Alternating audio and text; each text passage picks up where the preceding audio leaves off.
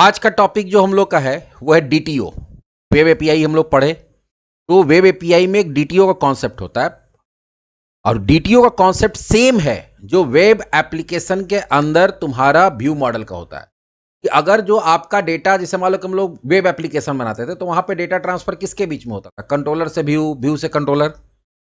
तो कंट्रोलर से व्यू में डेटा भेजने के लिए या व्यू से कंट्रोलर में भेजने के लिए बहुत सारा मेथड था, जिसमें से एक मेथड था कि ऑब्जेक्ट के फॉर्म में, मॉडल के फॉर्म में डेटा भेज सकते हैं या रिसीव कर सकते हैं। बट बहुत समय ऐसा होता है कि जो आपका मॉडल का स्ट्रक्चर है और जो आपका डेटा आ रहा है या जा रहा है, व्यू से कंट्रोलर में आ रहा है या कंट्रोलर से व्यू में जा रहा है, वो मैच, वो थोड़ा स्ट्रक्चर उसका अलग है। हो सकता है उसमें प्रॉपर्टीज थोड़ा कम हो, ठीक है, मॉडल में प्रॉपर्टीज ज्यादा हो।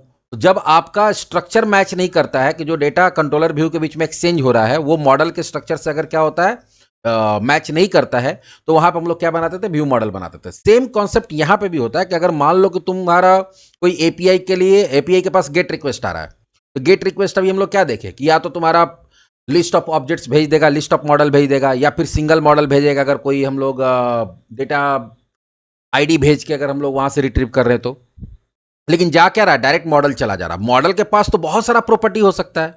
कभी कभी ऐसा जरूरत होता है कि नहीं, ठीक है, मेरे पास प्रॉपर्टी, मॉडल में बहुत सारा प्रॉपर्टी है, या मॉडल के हिसाब से जो डेटाबेस है उसमें बहुत सारा कॉलम्स है, उसमें बहुत सारा डेटा है, लेकिन अगर यूजर जो रिक्वेस्ट भेज रहा है उसको हमको सारा कॉलम का डेटा नहीं भेजना है या सारा प्रॉपर्टी का डेटा नहीं भेजना, हमको सेलेक्टेड प्रॉपर्टी का डेटा भेजना है।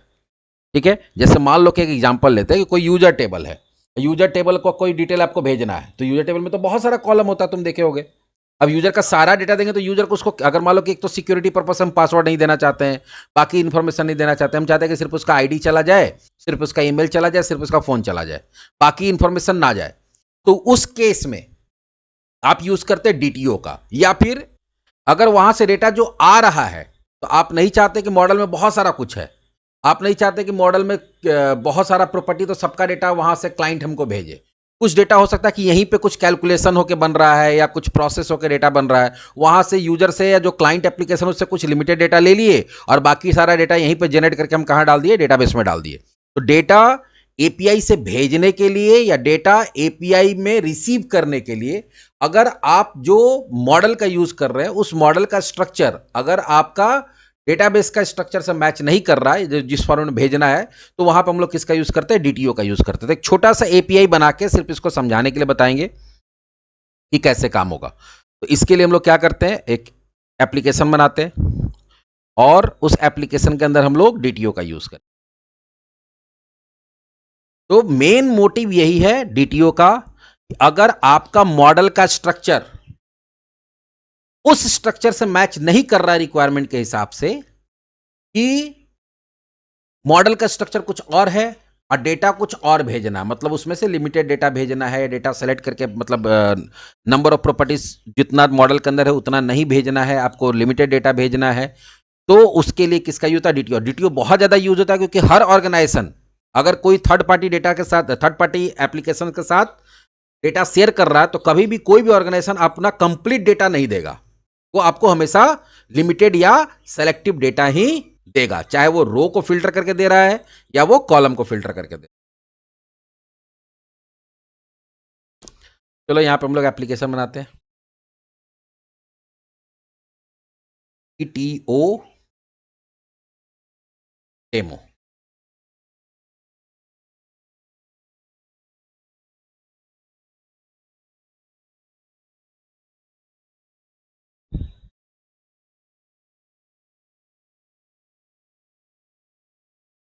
एपीआई बन गया, इसको फिक्स कर लेते हैं कोपायलट से, ये आसानी से फिक्स कर देता है।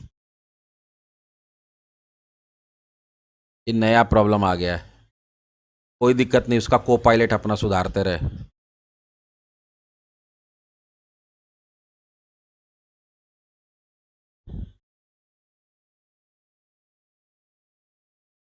कंफर्म कर दो।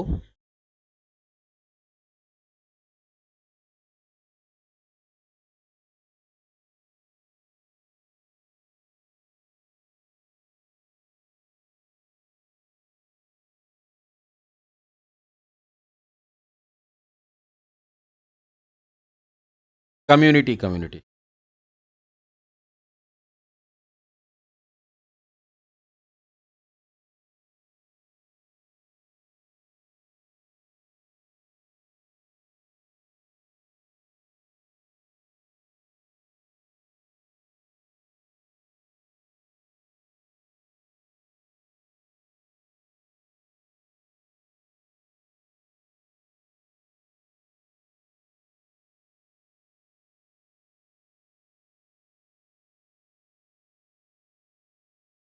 हो गया, प्रॉब्लम सॉल्व हो गया। ठीक है, अब यहां पे क्या करते हैं, पहले मॉडल बनाएंगे, राइट क्लिक, ऐड, और फोल्डर बना लेते हैं मॉडल्स, इसके अंदर ऐड, और यहां पे हम लोग डाल देते हैं क्लास। इस बार हम लोग थोड़ा हमेशा स्टूडेंट स्टूडेंट स्टूडेंट लेते हैं, इस बार लेते हैं प्रोडक्ट।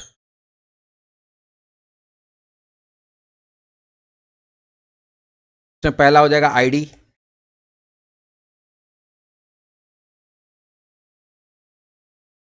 पब्लिक आईएनटी आईडी रहने देते हैं, ज्यादा अच्छा रहेगा। फिर रहेगा public string product name, public string product description,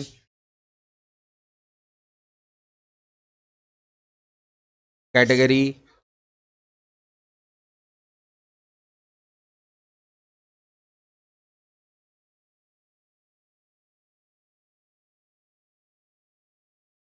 purchase price दे रहे हैं,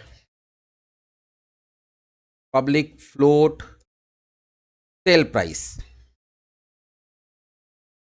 प्लस यहां पे वो भी फिलहाल अभी तो यूजर वाला नहीं हो सकता, लेकिन यहां पे हम लोग कर सकते हैं पब्लिक डेट टाइम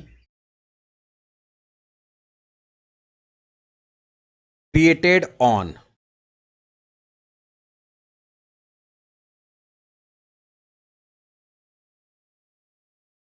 ये हो गया हमारा। अब हम लोग एक कंट्रोलर बनाएंगे, और कंट्रोलर में क्या करेंगे, सारा हम लोग मेथड्स बनाएंगे। कंट्रोलर में गए, ऐड कंट्रोलर, एपीआई है इसलिए एपीआई कंट्रोलर होगा, और यहां कर देंगे ऐड प्रोडक्ट अरे गलती से एंटर हो गया, right click, add controller, API, add product controller.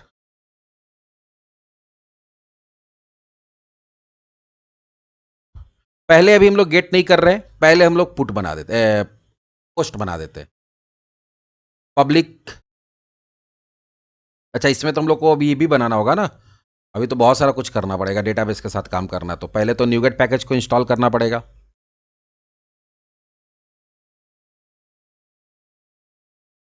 SQL server,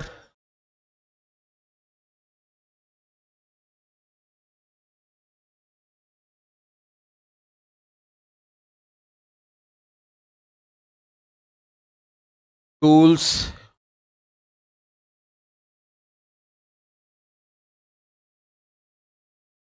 design,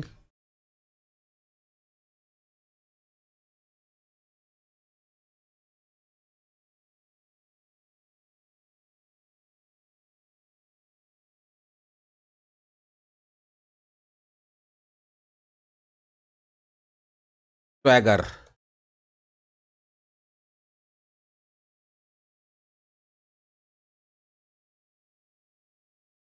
swagger का तीनों ले लिए, पैकेज इंस्टॉल हो गया। उसके बाद हम लोगों को क्या करना पड़ेगा, कुछ कॉन्फ़िगरेशन करना पड़ता है, जैसे ऐप सेटिंग डॉट जेसन, और यहाँ पे करेंगे connection strings con STR colon server equals to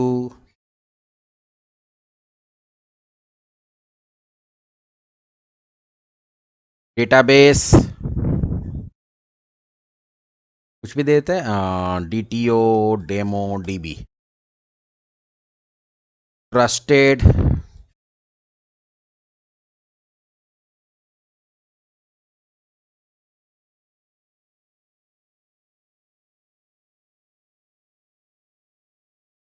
trust server certificate, हाँ सही है, ये हो गया। उसके बाद अगला काम क्या होगा, अगला काम होगा कि तुमको डीबी कॉन्टेक्स्ट बनाना होगा। तो डीबी कॉन्टेक्स्ट के लिए एक अलग से फोल्डर बना लेते हैं हम लोग, ऐसे मॉडल के अंदर भी डाल सकते हो, लेकिन जनरली उसको अलग रख दो, राइट क्लिक, ऐड,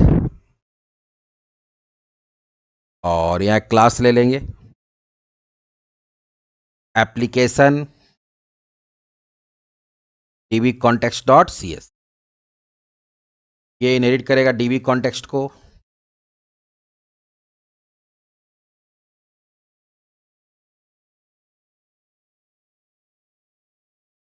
सॉरी, हाँ ये db context को करेगा। इसके लिए एक पैकेज इंपोर्ट करना होगा, Microsoft dot entity framework core. उसके बाद का कंस्ट्रक्टर बनेगा एप्लीकेशन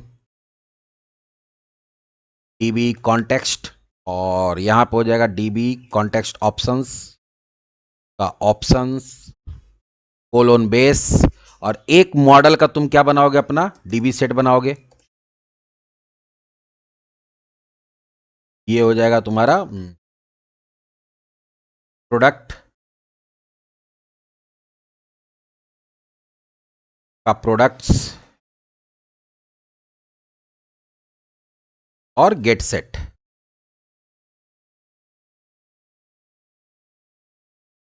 ये भी काम हो गया। इसके बाद इसको कहां रजिस्टर करना पड़ेगा, प्रोग्राम डॉट सी एस में builder dot services dot add db context application db context,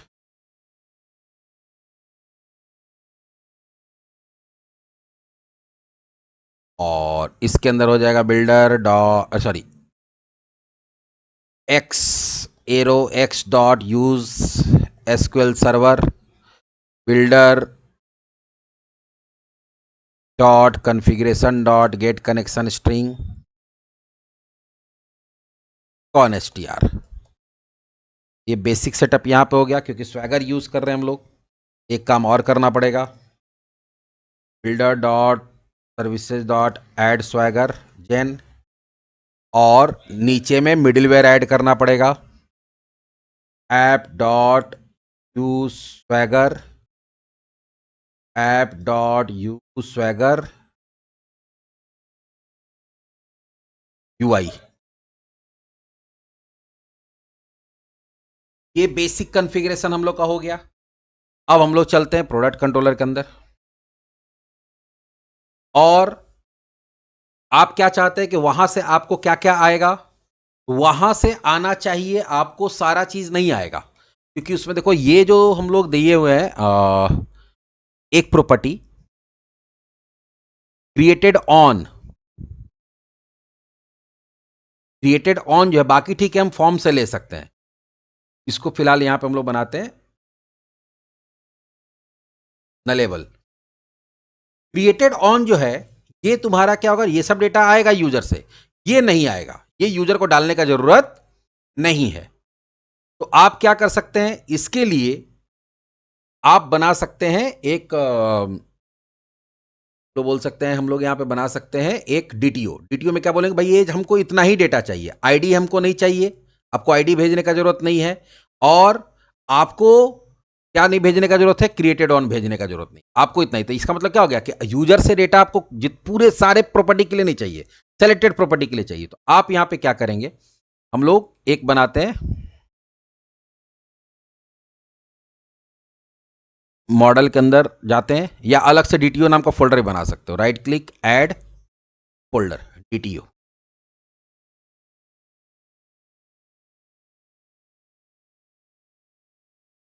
और इसके अंदर एक क्लास बनाते हैं स्टूडेंट डीटीओ 1। अभी 1 इसलिए दे रहे हैं कि हम लोग 2 डीटीओ बनाएंगे डेटा लाने के लिए, क्योंकि लाते समय बहुत सारा लाना है, भेजते समय और कम भेजना है, तो उसमें हम लोग अलग से बना लेंगे। ये बन गया स्टूडेंट डीटीओ 1।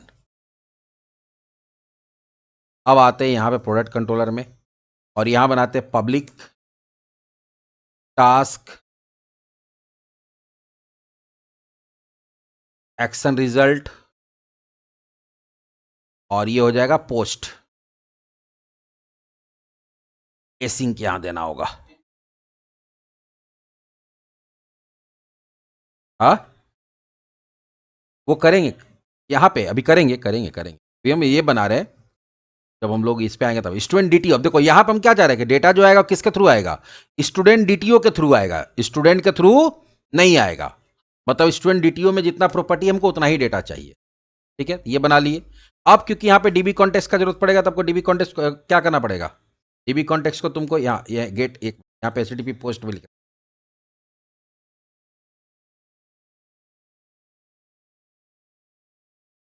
तो पहले तुमको डीबी कॉन्टेक्स्ट को इंजेक्ट करना पड़ेगा। तो यहाँ क्या करोगे, पब्लिक, पब्लिक नहीं प्राइवेट होगा, रीड ऑनली, और यहाँ पे हो जाएगा एप्लीकेशन डीबी कॉन्टेक्स्ट का कॉन्टेक्स्ट, और इसका कंस्ट्रक्टर जनरेट कर लेंगे हम लोग। इंजेक्ट हो गया। अब यहाँ पे आएंगे और हम लोग सीधा सीधा क्या करेंगे, यहाँ पे देंगे हम लोग context dot products dot add. अच्छा, यहाँ स्टूडेंट लिख दिया, दिमाग खराब हो गया मेरा। स्टूडेंट स्टूडेंट स्टूडेंट करते करते हम लोग पागल हो गए। यहाँ पे क्या हो जाएगा, प्रोडक्ट DTO1। इसका नेम भी, अभी क्या हुआ ना कि जब से हम लोग शुरू किए स्टूडेंट ही पढ़ रहे हैं, दिमाग में स्टूडेंट घूम रहा है। प्रोडक्ट DTO1 यहाँ हो गया, सेव कर दिए हम लोग। वापस आ जाओ यहाँ,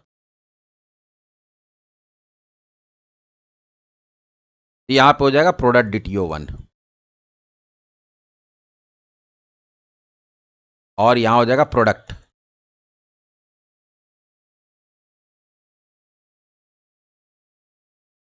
और यहाँ पे हम लोग क्या ऐड, अब यहाँ पे देखो प्रोडक्ट ऐड नहीं करेंगे, क्योंकि देखो डेटाबेस में देखो आया है भले DTO, आया है क्या DTO, लेकिन डेटाबेस में DTO नहीं जाएगा। डेटाबेस में कौन जाएगा, डेटाबेस में जाएगा मॉडल। क्या जाएगा, मॉडल। तो अब जो DTO में डेटा आया हुआ है उसको तुमको ट्रांसफर करना पड़ेगा मॉडल का ऑब्जेक्ट। तो मॉडल, एक्चुअल मॉडल मेरा क्या है, एक्चुअल मॉडल तो मेरा है प्रोडक्ट,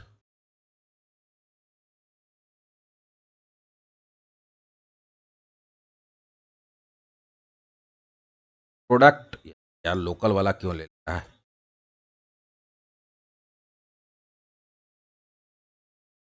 प्रोडक्ट का P इक्वल्स टू या प्रोड इक्वल्स टू न्यू प्रोडक्ट। और हम लोग क्या करेंगे, डेटा ट्रांसफर करेंगे। जो तुम्हारा कहां से आया है, जो तुम्हारा DTO से डेटा आया है उसको कहां पे ट्रांसफर कर दीजिए, तो product name equals to product का प्रोडक्ट नेम। फिर क्या था, product category equals to product का प्रोडक्ट कैटेगरी, क्योंकि दोनों में तो कॉलम नेम सेम ही है। जो ऑब्जेक्ट से आया हुआ है यहाँ पे, जो डेटा क्लाइंट से आया हुआ वो तो इसमें आया होगा। ठीक है, तो वो उसको हम लोग क्या कर रहे हैं, यहाँ पे ट्रांसफर कर रहे हैं प्रोडक्ट में। और कहाँ गया भाई, और सब क्यों नहीं दिख रहा है, सेव करो। प्रोडक्ट कैटेगरी हो गया, प्रोडक्ट डिस्क्रिप्शन भी है,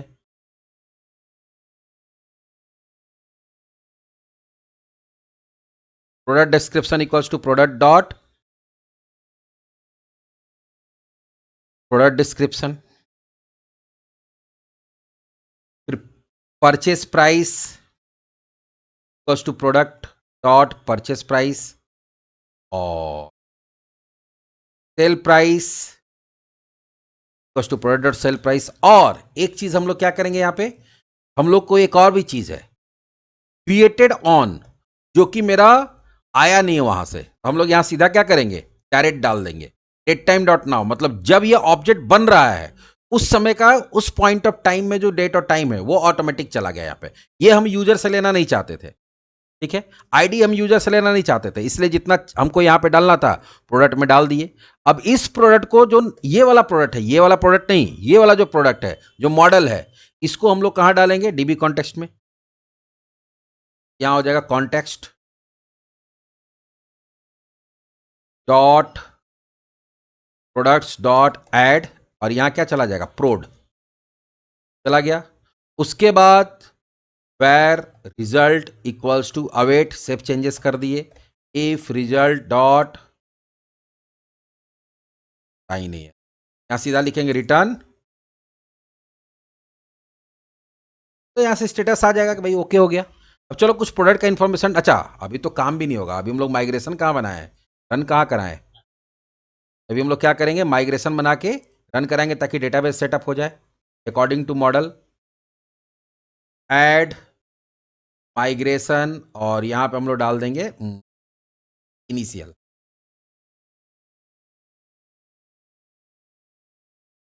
पैरेलली एसक्यूएल सर्वर खोल लेते हैं ताकि वहाँ पे भी हम लोग करेंगे।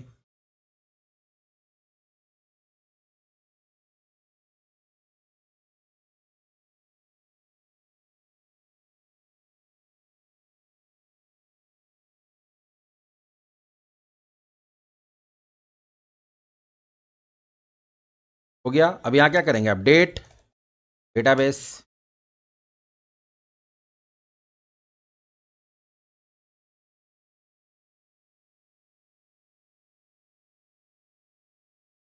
हो गया। चलो यहाँ चेक कर लेते हैं।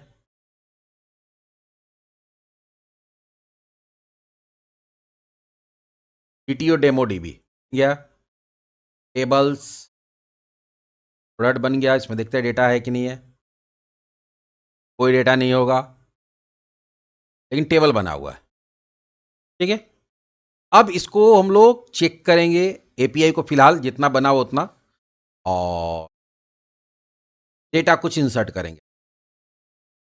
हमारे पास ऑलरेडी टेस्टिंग टूल है, स्वैगर कॉन्फ़िगर किए हुए हम लोग।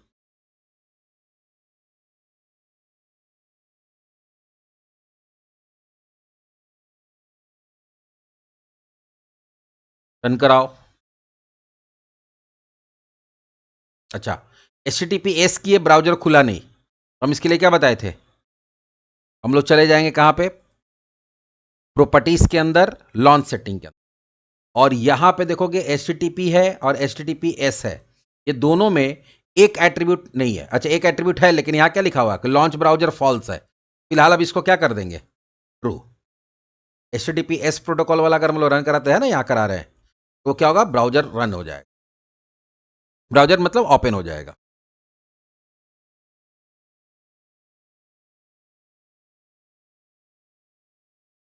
और रुक जा, कर दिए, अब रन आए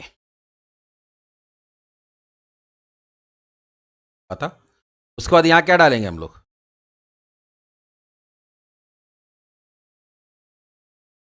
खुला पोस्ट दिख रहा है, चलो पोस्ट डालते हैं, राइट आउट करते हैं, और यहां पे देखो सीधा बोला भैया आप क्या डालिए, स्ट्रिंग डालिए प्रोडक्ट नेम में, तो यहां पे डालते हैं suppose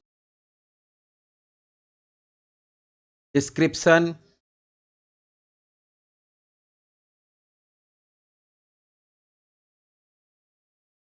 TVS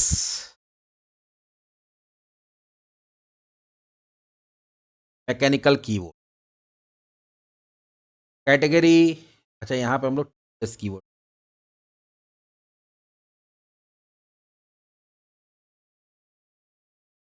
category computer hardware,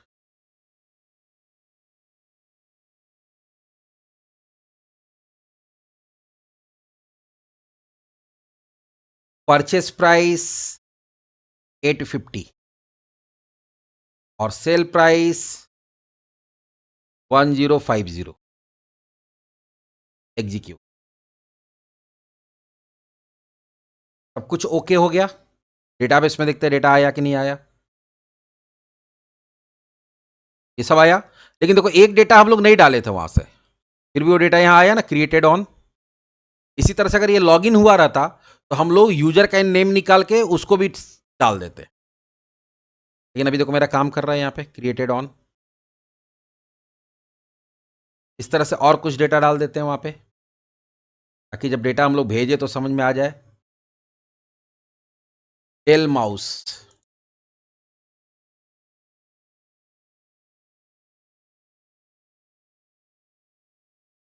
tell optical, computer hardware है का 350 परचेज है, 450 सपोज सेल है, ये भी आ गया। और डाल दो एक डेटा,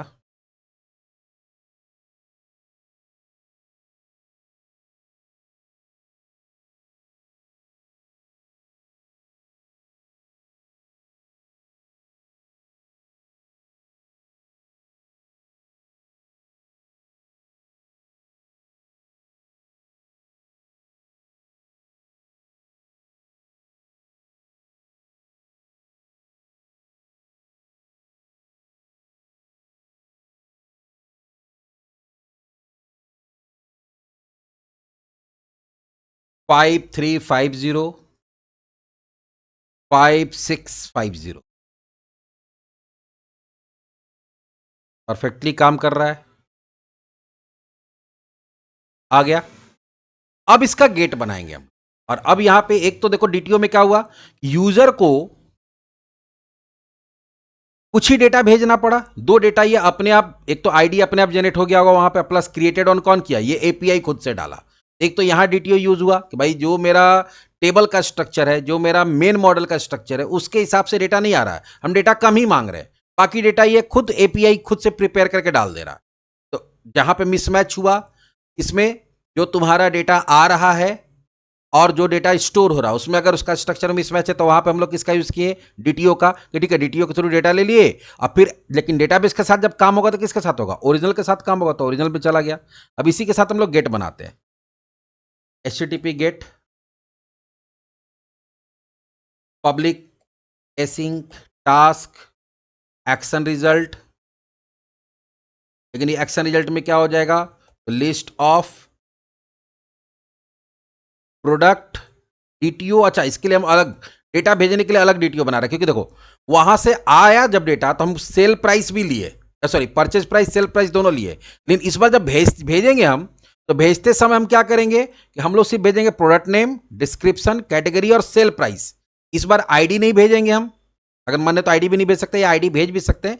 फिलहाल आईडी हम नहीं भेज रहे हैं, ठीक है, आईडी हम भेज ही नहीं रहे। हम लोग क्रिएटेड ऑन नहीं भेजेंगे और परचेज प्राइस नहीं भेजेंगे।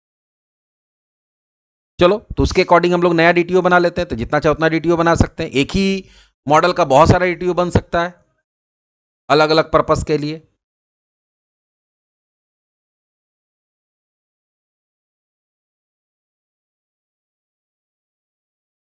Product DTO 2.cs। और इस बार हम लोग क्या क्या डालना चाहते हैं इसके अंदर प्रॉपर्टी, चलो स्टूडेंट में चलते हैं पहले, सॉरी स्टूडेंट, बार बार स्टूडेंट, प्रोडक्ट में चलते हैं। और हम लोग वहां भेजना चाहते हैं इतना सारा कुछ, इसमें से भी एक गायब करेंगे अभी। हम क्यों किसी को बताएंगे कि मेरा परचेस प्राइस क्या है। कभी ऐसा फ्लिपकार्ट में होता है कि तुम जाते हो वहां पे और खोलते हो अमेजोन में और वो तुमको सेल प्राइस के साथ उस बता रहा है कि हम कितना में खरीदे हैं, ऐसा तो होता नहीं है। तो हम उसको गायब कर दिए। हाँ, आईडी आप दे सकते हैं, क्योंकि बाद में अगर एडिट वगैरह करना होगा तो फिर आईडी के बेसिस पे ही होगा। पब्लिक आईएनटी, आईडी नहीं दे सकते कोई दिक्कत नहीं है, लेकिन आईडी दे दे रहे अभी हम। और यहां पे हम लोग ये नहीं देंगे क्रिएटेड ऑन, ये प्रोडक्ट कब ऐड हुआ है डेटाबेस में, उससे क्लाइंट को क्या मतलब है। आपको जो मेन मतलब प्रोडक्ट का नाम क्या है, डिस्क्रिप्शन क्या, कैटेगरी क्या, प्राइस क्या है, ले लीजिए, बात खत्म। यहां पे हम लोग क्या किए, डेटा को रिस्ट्रिक्ट कर दिए, सारा नहीं देंगे। लेकिन ये तो यहां बनाए हम लोग, ये जाएगा कहां पे, ये जाएगा क्लाइंट के पास में, क्लाइंट के पास में जाएगा। मतलब यहां पे तुमको क्या देना पड़ेगा कि यहां प्रोडक्ट डीटीओ 2 देंगे, कि जो क्लाइंट के पास जाएगा वो प्रोडक्ट डीटीओ 2 का ऑब्जेक्ट जाएगा, और यहां क्या लिख देंगे, गेट। लेकिन डेटाबेस से जब आएगा, तो डेटाबेस से जब भी आएगा वो क्या आएगा, जो मॉडल है उसका ऑब्जेक्ट आएगा। यहां पे क्या करेंगे, वेर, यहां देते products equals to context dot products dot to list async. Await भी देना होगा यहां पे।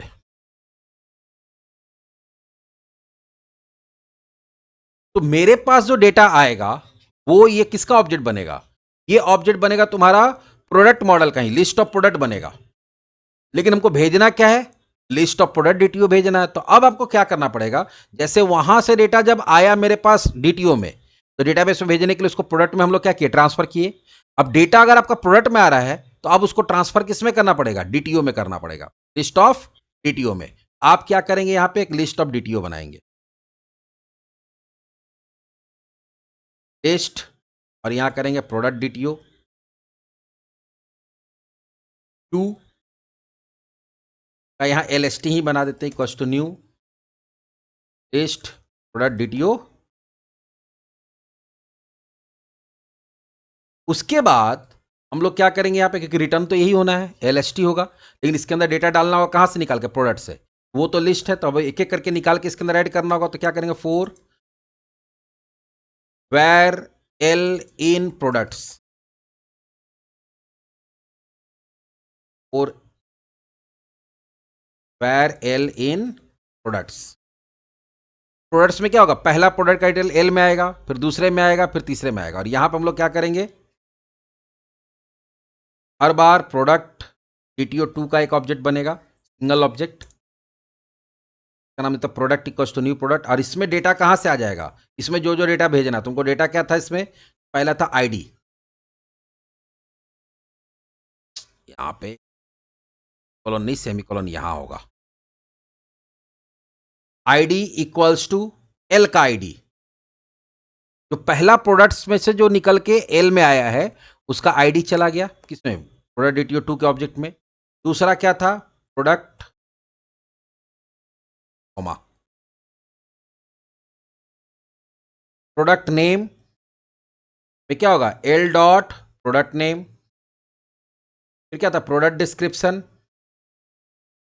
L dot product description, product category, L dot product category, और sale price equals to L dot sale price. तो देखो पहले क्या हुआ, हम लोग सारा का सारा प्रोडक्ट का डिटेल निकाल के लिस्ट ऑफ प्रोडक्ट में डाल दिए, क्योंकि लिस्ट ऑफ प्रोडक्ट देगा जो तुम्हारा मॉडल है, एक्चुअल मॉडल है। फिर हम लोग क्या बनाए, लिस्ट ऑफ डीटीओ बनाए, और लिस्ट ऑफ डीटीओ में डेटा ऐड कर रहे कैसे, तो इससे एक एक प्रोडक्ट का डिटेल निकाले, उसको एल में डाले, एल से जो जो हमको चाहिए उसको प्रोडक्ट डीटीओ में ट्रांसफर किए, और उसके बाद ये ऑब्जेक्ट को कहां ऐड कर देंगे, lst डॉट ऐड। ये तो अभी एम्प्टी है ना, ये तो एम्प्टी है, जो इसके अंदर हम लोग किसका ऑब्जेक्ट ऐड कर सकते हैं, ये तुम लोग अगर कलेक्शन पढ़े हो तो पता होगा। तो प्रोडक्ट डीटीओ का अपना क्या कर सकता है, ऑब्जेक्ट ऐड कर सकता है। प्रोडक्ट डीटीओ का ऑब्जेक्ट बनाए, उसमें डेटा लाए, और उसको कहां ऐड कर दिया। ये जब पूरा लूप चलेगा, कंप्लीट होगा, तो जो भी तुम्हारा डेटा कहां पे था, लिस्ट ऑफ प्रोडक्ट के अंदर था, वो कन्वर्ट हो जाए, ट्रांसफर हो जाएगा किसके अंदर, लिस्ट ऑफ प्रोडक्ट डीटीओ 2 के अंदर। और अब यहां पे जब मेरा सारा काम हो जाएगा तो लूप के बाहर जाके यहां क्या कर देंगे, रिटर्न और ओके, और यहां क्या डाल देंगे, एलएसटी। ओके भी नहीं, या तो सीधे रिटर्न एलएसटी करेंगे, रिटर्न एलएसटी, सीधा भैया एलएसटी को रिटर्न कर। चलो अब इसको रन करा के देखते हैं कि ये काम कर रहा है कि नहीं। और काम कर रहा, तुमको डेटा क्या दे रहा है,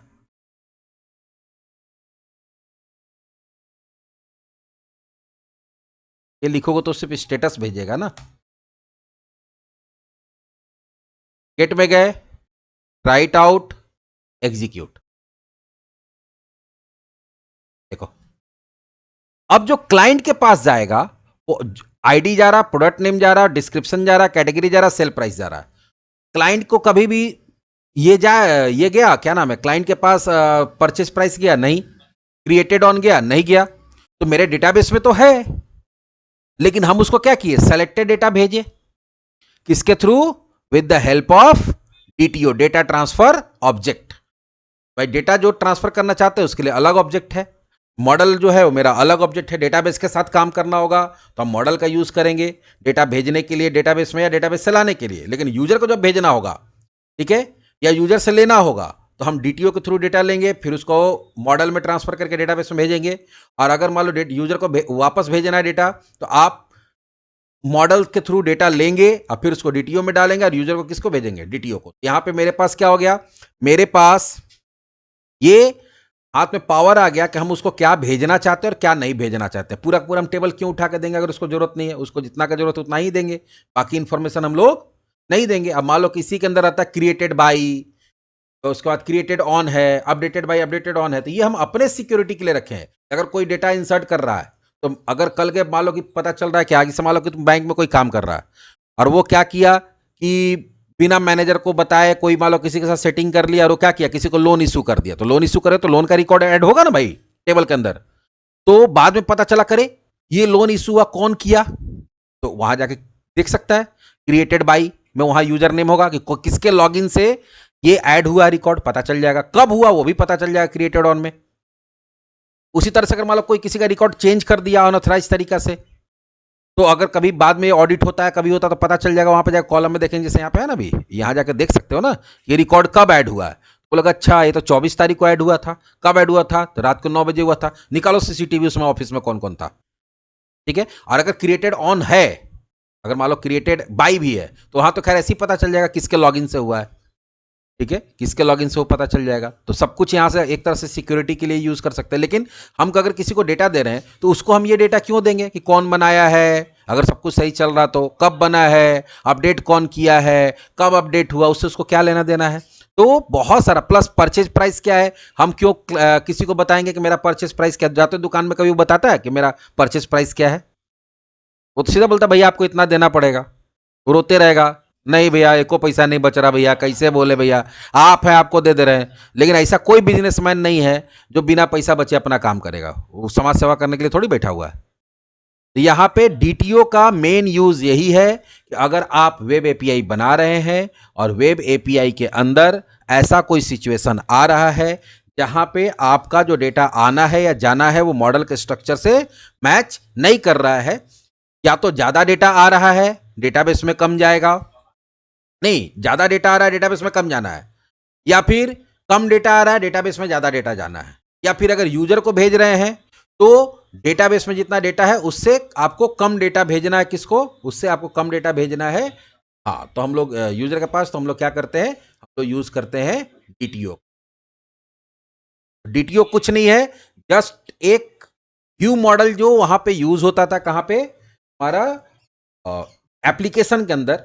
व्यू मॉडल को यहां पे हम लोग क्या बोलते हैं, डीटीओ बोलते हैं। कॉन्सेप्ट सेम है, काम वही कर रहा जो व्यू मॉडल कर रहा था, बस यहां पे नाम क्या हो गया तुम्हारा, चेंज हो गया।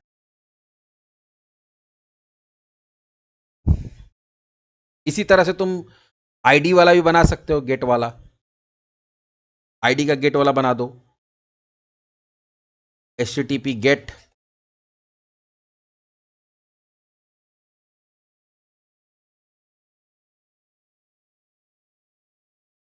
आईडी,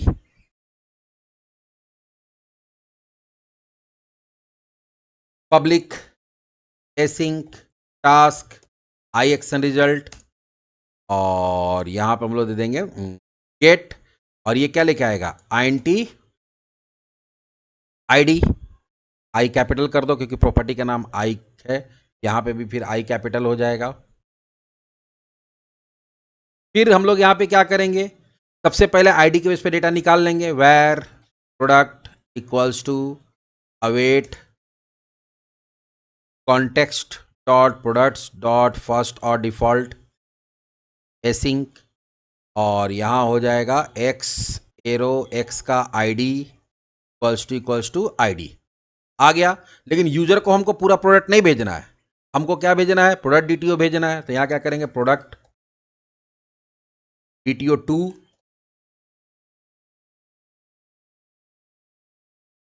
का prod equals to new product DTO 2,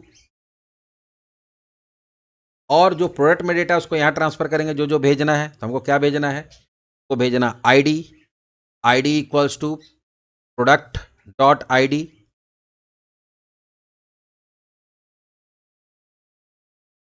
हमको भेजना प्रोडक्ट का name,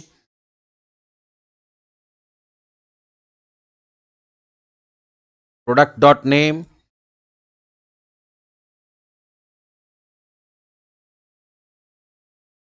description, product dot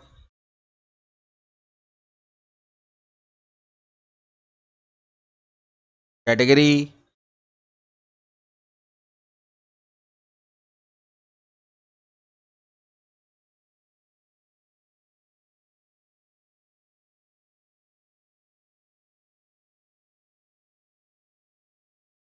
sale price,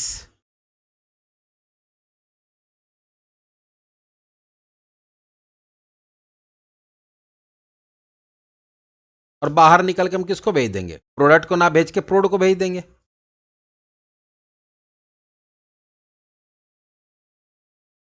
अच्छा, आई एक्शन रिजल्ट के अंदर ये बताया हुआ नहीं कि ये स्टूडेंट डीटीओ 2 लेके जाएगा, तो सिर्फ प्रोडक्ट डीटीओ 2।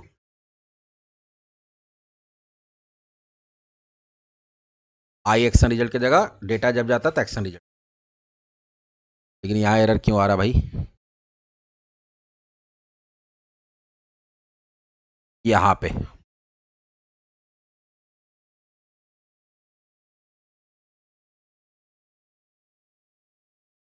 सही हो गया।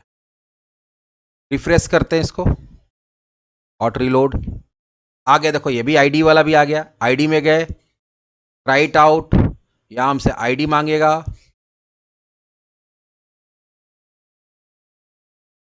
हाँ आईडी मांगा, हम लोग दिए 1, एग्जीक्यूट। तो लिमिटेड डेटा आ रहा है मेरे पास। 2, यहां पे भी तुम थोड़ा सा दे सकते हो कि अगर प्रोडक्ट जब लोग निकाल रहे हैं, यहां दे देंगे if product is not equals to null या इक्वल्स टू नल, ये क्या करेगा, रिटर्न नॉट फाउंड। अदरवाइज ये कहां चला जाएगा, बाहर। यहां कोई करली ब्रैकेट नहीं दिया तो बाय डिफॉल्ट ये स्टेटमेंट इसका हो गया। तो अगर ये नल होगा तो नॉट फाउंड चल देगा, नहीं तो फिर अपना प्रोडक्ट रिटर्न करेगा। जैसे अभी यहां पे देते हम लोग 4,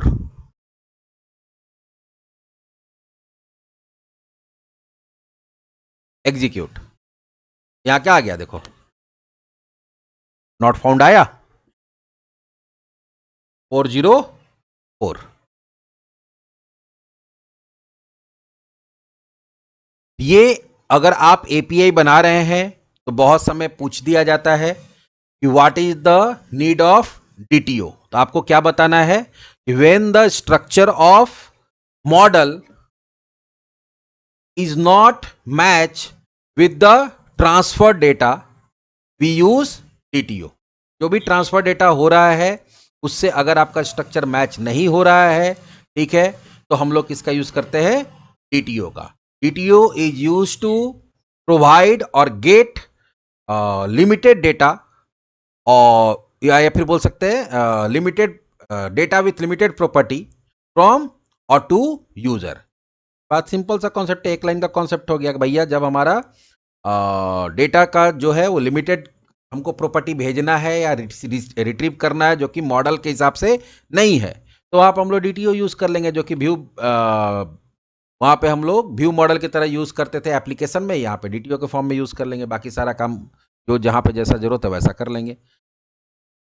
हाँ, जब कंज्यूम करेंगे तो कंज्यूम करते समय भी आपका जो मॉडल का स्ट्रक्चर होगा, जैसे मान लो आपको डेटा भेजना है तो वहाँ प्रोडक्ट डीटीओ 1 के हिसाब से बनाना पड़ता है, और जब डेटा तुमको रिट्रीव करेगा वहाँ पे वो लोग गेट करेगा, तो गेट करते समय प्रोडक्ट डीटीओ 2। तो ये कैसे पता चलेगा, जब एपीआई को आप कभी भी इंटीग्रेट करने से पहले, इंटीग्रेट या कंज्यूम एक ही चीज़ है, ये इसमें तुम लोग ये मत होना कि बहुत जगह सुनते हो भाई आपको कहीं पे आता है कि मान लो कोई जॉब के लिए वैकेंसी है तो वहाँ पे स्किल्स में लिखा रहता है क्या, API integration.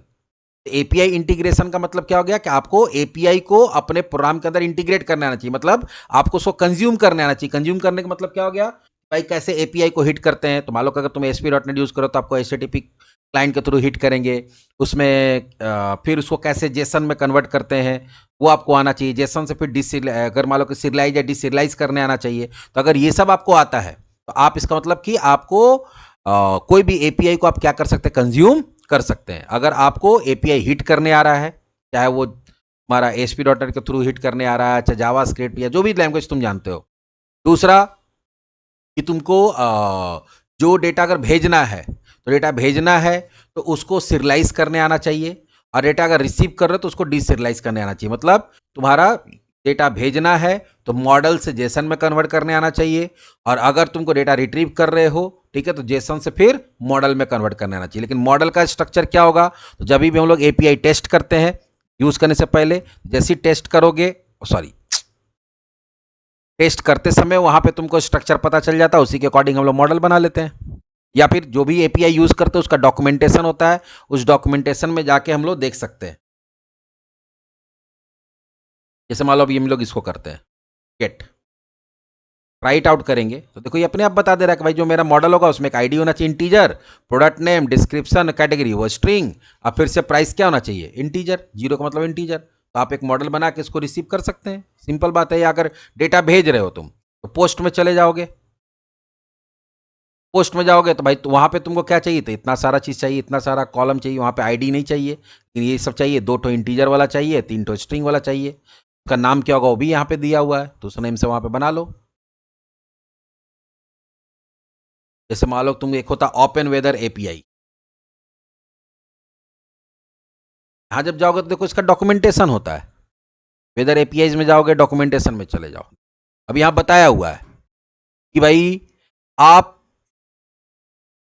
Pagination and response limit के साथ अगर कोई एपीआई को हिट करते हैं तो कैसे काम करेगा। देखो यहाँ पूरा दिया हुआ है उसका, तुम्हारा पूरा जेसन का स्ट्रक्चर दिया हुआ। देखो यहाँ पे जैसे लैटिट्यूड ये पॉइंट में है, मतलब फ्लोट होगा, ये स्ट्रिंग होगा, तो इतना सारा तुमको प्रॉपर्टी बनाना पड़ेगा, दिख रहा है। फिर इसी तरह से देखो अलग अलग तरह का यहाँ बताया हुआ, करंट वेदर डेटा अगर निकालना है तो उसका एपीआई का लिंक ये है। फिर तुमको की यहाँ पास करना पड़ेगा, लॉन्गिट्यूड लैटिट्यूड तुमको एज ए प्रॉपर्टी पास करना पड़ेगा, ये दिख रहा है। और ये क्या रिटर्न करेगा, देखो उसका पूरा जेसन का डेटा यहाँ पे प्रॉपर्टी ये दिया हुआ है। इस तरह से तुमको हर एपीआई के अंदर इस तरह से डॉक्यूमेंटेशन मिल जाएगा। अगर हम लोग देखते हैं share market API, stock API,